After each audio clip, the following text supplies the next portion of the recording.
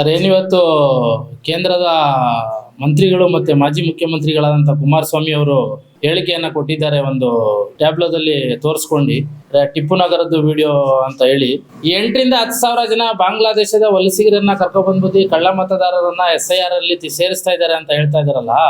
ಹಾಗಾದ್ರೆ ಇದಕ್ಕಿಂತ ಮುಂಚೆ ತಮ್ಮ ಶ್ರೀಮತಿಯವರು ಶಾಸಕರಾಗಿದ್ದಂಥವ್ರು, ನೀವು ಶಾಸಕರಾಗಿದ್ದಂಥವ್ರು, ಮತ್ತೆ ಮಾನ್ಯ ಮಾಜಿ ಪ್ರಧಾನಮಂತ್ರಿಗಳಂತ ದೇವೇಗೌಡರು ಇಲ್ಲಿಂದ ಶಾಸಕರಾಗಿದ್ರಲ್ಲ, ಅವರೆಲ್ಲ ಇದೇ ಮತದಾರರಿಂದ ಶಾಸಕರುಗಳು, ಮುಖ್ಯಮಂತ್ರಿಗಳು, ಪ್ರಧಾನಮಂತ್ರಿಗಳಾಗಿದ್ರಾ? ಈಗ ಬಂದಿದ್ರ ಅವರು?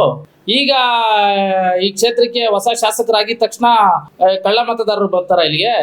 ಆ ಹಾಲಲ್ಲಿ ಸ್ಕೂಲ್ ಸರ್, ಅದು ಶಾಲೆ. ಅದು ಇಲ್ಲಿ ಏನಾಗ್ತಾ ಇದೆ ಇಲ್ಲಿ ನೋಡಿ, SIR ಇದ್ರಲ್ಲಿ ಇಲ್ಲಿ ಇದು ಕೂಡ ಇದಕ್ಕೆ ಅಂತಾನೆ ನಾವು ಮಾಡಿರೋದು. ಇದು ಯಾರಪ್ ನಗರದಲ್ಲೂ ಕೂಡ ನಾವು ಇದು ಮಾಡಿರೋದು. ಇದು ಆಫೀಸು ಇದೇ ಇದಕ್ಕೆ ಮಾಡಿರೋದು. ಏನಾಗ್ತಾ ಇದೆ ಜನರಿಗೆ ಗೊತ್ತಾಗ್ತಾ ಇಲ್ಲ. ಈಗ ಯಾವ ಬೂತ್ ನಂಬರ್ ಅಲ್ಲಿ ಯಾರಿದ್ದಾರೆ, ಯಾವ ಸೀರಿಯಲ್ ನಂಬರ್ ಅಲ್ಲಿ ಎಲ್ಲಿದ್ದಾರೆ ಅಂತ ಹೇಳ್ಬಿಟ್ಟು ಯಾರಪ್ ನಗರದಲ್ಲಿ 7 ಬೂತ್ ಇದೆ. 7 ಬೂತ್ ಅಲ್ಲಿ 7 ಬೇರೆ ಬೇರೆ ಕಡೆಗಳಲ್ಲಿ ಜನ ಇದ್ದಾರೆ. ಅವರು ಬಂದಾಗ ಅವ್ರ ಹತ್ರ ಒಂದು ಆ್ಯಪ್ ಅಲ್ಲಿ, ಮೊಬೈಲ್ ಅಪ್ಲಿಕೇಶನ್ ಅಲ್ಲಿ ಡೌನ್ಲೋಡ್ ಮಾಡಿ ಯಾವ ಇದರಲ್ಲಿ ಬೂತ್ ಅಲ್ಲಿ ಅವ್ರು ಇದ್ದಾರೆ, ಅವ್ರ ಪಾರ್ಟ್ ನಂಬರ್ ಏನು, ಅವ್ರ ಸೀರಿಯಲ್ ನಂಬರ್ ಏನು ಅಂತ ಬರ್ದಿ ಅವ್ರಿಗೆ ಕಳಿಸಿದ್ರೆ ಅವ್ರ ಮನೇಲಿ ಅವ್ರು ಮಡಿಕೋ ಕೂತಿರ್ತಾರೆ. BLOಗಳು ಬಂದು ಅವ್ರ ಮನೆ ಹತ್ರ ಕೊಡ್ತಾರೆ. ಮೊದಲನೇ ದಿನ ಗೊಂದಲ ಉಂಟಾಗಿರೋದ್ರಿಂದ ಈ ಕೆಲಸವನ್ನ ಮಾಡಿದ್ದಾರೆ. ಅದನ್ನ ನೀವು 7,000 to 8,000 ಜನ ಬಾಂಗ್ಲಾದೇಶ ವಲಸಿಗರನ್ನ ಕರ್ಕೊಬಂದ್ಬಿಟ್ಟು ಮಾಡಿದ್ದಾರೆ ಅಂತ ಹೇಳ್ತಾ ಇದ್ದೀರಲ್ಲ, ಇದು ಯಾವ ಮಟ್ಟಕ್ಕೆ? ಇದು ನೀವು ಸರ್ವೆ ಮಾಡಿಸಿ, ಇಲ್ಲ ನಿನ್ನೆ ಅಲ್ಲಿ ಬಂದಿರ್ತಕ್ಕಂಥವ್ರನ್ನ ಸ್ಥಳೀಯರು ಅವರು ಕೂಡ ನಾಳೆ ಉಗ್ರವಾದಂಥ ಪ್ರತಿಭಟನೆಗೆಲ್ಲ ರೆಡಿ ಮಾಡ್ಕೊಂಡಿದ್ದಾರೆ. ನಾವು ಯಾರಪ್ ನಗರದವ್ರು ಮಾತ್ರ ಮಾತಾಡ್ತಾ ಇದ್ದೀವಿ.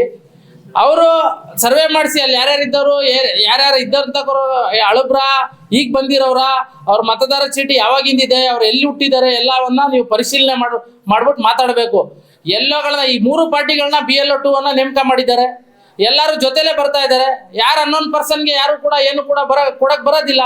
SIR ಪ್ರತಿಕ್ರಿಯೆಯಲ್ಲಿ 2022ರಲ್ಲಿ ಮತ್ತೆ 2025ರಲ್ಲಿ ಯಾರಿಗೆ ಓಟನ್ನ ಹೊಂದಿದ್ದಾರೆ ಅವ್ರಿಗೆ ಎನ್ಯುಮಿರೇಷನ್ ಫಾರ್ಮ್ ಅನ್ನ ಬರ್ತಾ ಇದೆ. 2002ರಲ್ಲಿ ಯಾರು ಓಟ್ ಹಾಕಿರ್ತಾರೆ ಅವ್ರಿಗೆ ಮತವನ್ನ ಪರಿಷ್ಕರಣೆ ಮಾಡಿ ಅವರ ಓಲ್ಡ್ ಲಿಸ್ಟ್ ಏನಿದೆ ಅದನ್ನ ಮ್ಯಾಪಿಂಗ್ ಆಗಿರ್ತಕ್ಕಂಥದ್ದನ್ನ ಮುಂದೆ ಮಾಡಿಕೊಂಡು ಅವರ ಮಕ್ಕಳೇನಿದ್ದಾರೆ ಅವರು ಎಲ್ಲಿದ್ರು ಏನಿದ್ರು ಅಂತ ಮಾಡ್ತಾ ಇದ್ದಾರೆ. ನೀವು ಅದನ್ನ ಬಿಟ್ಬಿಟ್ಟು ಅಲ್ಲಿದ್ದವ್ರನ್ನ ಮಾಹಿತಿ ಕೇಳಕ್ ಅಂಥವ್ರನ್ನೆಲ್ಲ ನೀವು ಅಕ್ರಮ ವಲಸಿಗರು, ಬಾಂಗ್ಲಾದೇಶದವರು ಅಂತ ಹೇಳ್ತಿರಲ್ಲ. ನೀವು ಒಬ್ರು ಮಾಜಿ ಪ್ರಧಾನಮಂತ್ರಿ ಮಗ ಆಗಿ ಕೇಂದ್ರ ಸಚಿವರಾಗಿ ಯಾವ ಮಟ್ಟಕ್ಕೆ ಸರಿ? ಆಮೇಲೆ ನಿಖಿಲ್ ಕುಮಾರಸ್ವಾಮಿ ಅವರು ಕೂಡ ಇವತ್ತು ಬಂದು ಇಲ್ಲಿ DC ಆಫೀಸ್ ಹತ್ರ ಮಾತಾಡಿದ್ದಾರೆ. ಅವರು ಕೂಡ ಅದನ್ನೇ ಹೇಳಿದ್ದಾರೆ. ಅವರು ನೀವು ಇದಕ್ಕಿಂತ ಮುಂಚೆ ಹಂಗಾರೆ ನೀವು ಸೋತಿರ್ಬೇಕಾರೆ ನಿಮ್ಗೆ ಕೆಲವು ಅಲ್ಪಸಂಖ್ಯಾತರು ಓಟ್ ಹಾಕಿರೋರೆಲ್ಲ ಹಂಗಾರೆ ಅವರು ಬಾಂಗ್ಲಾದೇಶದವ್ರು, ಅವರು ಅಕ್ರಮ ವಲಸಿಗರು. ಅವರು ಮಾತಾಡ್ಬೇಕು ಅಂತಂದ್ರೆ ಏನ್ ಬೇಕಾದ್ರೂ ಮಾತಾಡೋದ? BLOಗಳನ್ನ ಯಾರು ನೇಮಕ ಮಾಡಿರೋದು? ರಾಜ್ಯ ಸರ್ಕಾರದಿಂದಾನೇ ನೇಮಕ ಆಗಿರೋ. ಇನ್ನ ಪರಿಷ್ಕರಣೆ ಇನ್ನೂ ಆಗಿಲ್ವಲ್ಲ. ಅದು ಇನ್ನ ಮೇಲಕ್ಕೆ ಹೋಗುತ್ತೆ. ಕೇಂದ್ರ ಚುನಾವಣಾ ಆಯೋಗದಿಂದ ಪರಿಷ್ಕರಣೆ ಆಗುತ್ತೆ. ಯಾರಿದ್ದಾರೆ, ಯಾರು ಎಲ್ಲಿಂದ ಬಂದಿದ್ದಾರೆ, ಅವ್ರ ಐಡೆಂಟಿಫಿಕೇಶನ್ ಏನು, ಅವ್ರು ಯಾವ ದಾಖಲೆಗಳನ್ನ ಕೊಟ್ಟಿದ್ದಾರೆ, ಎಲ್ಲ ಪರಿಷ್ಕರಣೆ ಆಗಾದ್ಮೇಲೆ ತಾನೇ ಅದು ಫೈನಲ್ ಆಗೋದು. ಎಷ್ಟು ಜನ ಉಳಿತಾರೆ, ಎಷ್ಟು ಜನ ಹೋಗ್ತಾರೆ ಅಂತ. ನೀವೀಗ ಹೆಂಗ್ ಡಿಸೈಡ್ ಮಾಡ್ತೀರಾ ಇವರೆಲ್ಲ ಅಕ್ರಮ ವಲಸಿಗರು ಅಂತೇಳಿ? ಇದನ್ನ ಈ ಹೇಳಿಕೆಯನ್ನ ಬಹಳ ಇದರಿಂದ ಖಂಡಿಸ್ತಾ ಇದ್ದೇವೆ ನಾವು. ಯಾರಪ್ ನಗರದ ನಿವಾಸಿಗಳಾಗಿ ನಾವು ಇದನ್ನ ಹಿಂಗೆ ಮುಂದುವರಿಸ್ಕೊಂಡು ಇದೇ ತರ ಹೇಳಿಕೆಗಳನ್ನ ಕೊಟ್ಕೊಂಡು ಹೋದ್ರೆ ಇದನ್ನ ಉಗ್ರವಾದಂತ ಹೋರಾಟವನ್ನ ಮಾಡಿ ಇದನ್ನ ಬಿಸಿಯನ್ನ ಮುಟ್ಟಿಸ್ಬೇಕಾಯ್ತದ. ತಮಗೆ 7,000 to 8,000 ಜನ ಇದ್ದಾರೆ ಅಂತ ಹೇಳ್ತಾರೆ, ಪ್ರೂವ್ ಮಾಡ್ಬೇಕಲ್ಲ ಸರ್.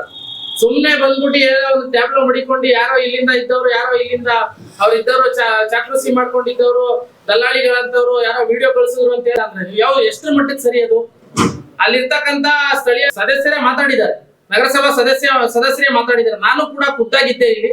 ಮೊದಲನೇ ದಿನ ಗೊಂದಲ ಉಂಟಾಗಿರೋದ್ರಿಂದ ಇವೆಲ್ಲ ಆಗಿದೆ ಅಂತ ಹೇಳಿ ಅವರು ಕೂಡ ಒಂದರೆ ಅಂತ ಹೇಳ್ತಿರಲ್ಲ. ಒಂದ್ ಶಾಲೆರಿ ಅದು. ಒಂದ್ ಶಾಲೆಯಲ್ಲಿ 7,000 to 8,000 ಜನ ಬರಕ್ ಸಾಧ್ಯನಾ? ಹೆಂಗ್ ಬೇಕಂಗ್ ಮಾತಾಡೋದಾಗತ್ತಾ? ಆಮೇಲೆ ಒಂದು ಇವ್ರನ್ನ ಟೀಚರ್ನ ಇಷ್ಟು ಫಾರ್ಮ್ ಅನ್ನ ಇಶ್ಯೂ ಮಾಡ್ಬೇಕು ಅಂತ ಹೇಳಿದ್ದಾರೆ.